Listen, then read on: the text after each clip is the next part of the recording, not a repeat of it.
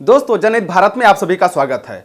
आप जरा गंभीरता से एक बार सोचिए कि कोई भी सरकार सत्ता में आती है या जनता द्वारा चुनी जाती है और चुनाव प्रचार के दौरान वह सरकार जनता से तमाम वादे भी करती है, लेकिन सत्ता में आने के बाद यदि उसको वादा पूरा करने से रोक दिया जाए या रुकने पर मजबूर कर दिया जाए तो यह कहां तक संविधान सम्मत है, कहां तक लोकतंत्र सम्मत है।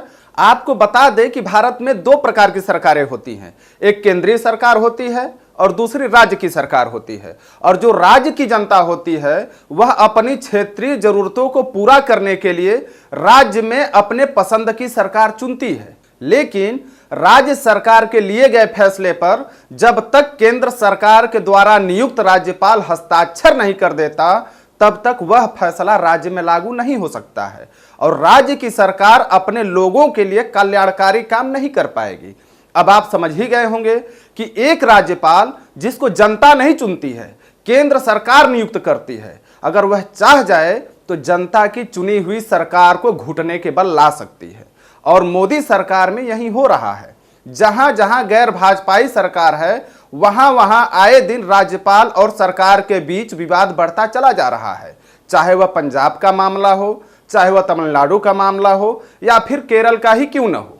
और हमेशा सुप्रीम कोर्ट लोकतंत्र का पक्ष लेते हुए बार बार राज्यपालों को फटकार लगा रही है। फिर भी ऐसा लगता है कि राज्यपाल कसम खाकर बैठे हैं कि गैर भाजपाई सरकारों को राज्य में काम करने ही नहीं देना है। आपको जानकारी दे दें कि कानून, कृषि और उच्च शिक्षा समेत कई विभागों से संबंधित अनेक विधेयकों पर तमिलनाडु के राज्यपाल आर.एन. रवि ने 3 साल से हस्ताक्षर नहीं किया और जब तमिलनाडु सरकार की याचिका पर सुप्रीम कोर्ट ने राज्यपाल को फटकार लगाई तब जाकर हस्ताक्षर किए गए। आखिर 5 वर्ष के कार्यकाल में यह 3 वर्ष का जो कार्यकाल राज्य सरकार से छीन लिया गया उसका जिम्मेदार राज्यपाल नहीं तो और कौन होगा। सुप्रीम कोर्ट ने मोदी सरकार के वकील वेंकट रमणी से पूछा कि इन बिलों पर 3 वर्षों से राज्यपाल एक्शन क्यों नहीं लिया।